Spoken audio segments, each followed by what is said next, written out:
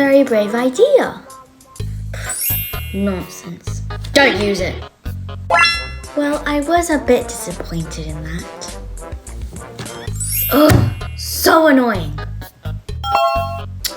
Okay, well, I only have a few minor comments.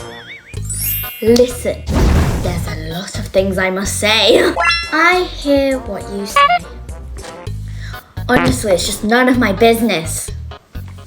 又到了年末学期末，各位家长，你们开家长会了吗？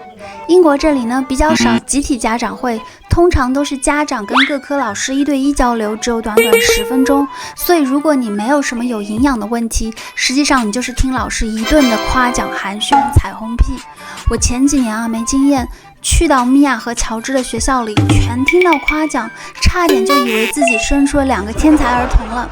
那如何才能开一个高效的家长会呢？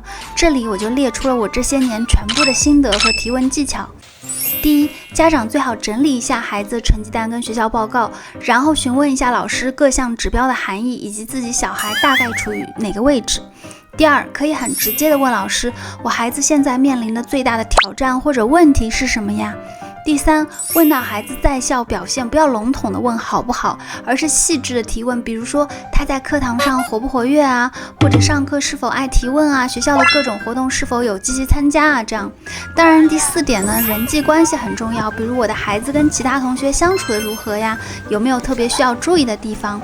接下去呢，我觉得最重要的部分是询问学校可以如何帮助自己的孩子，还有父母家庭如何去配合学校。比如你问老师，我的孩子在哪些方面需要进步跟改进啊？然后老师就会给你几个点，你就接着问说，那学校关于这些方面对他有哪些支持呢？同时你也可以问老师，那咱们家庭教育方面有什么可以配合学校的呀？这样呢，就是一个双向的有效的沟通了。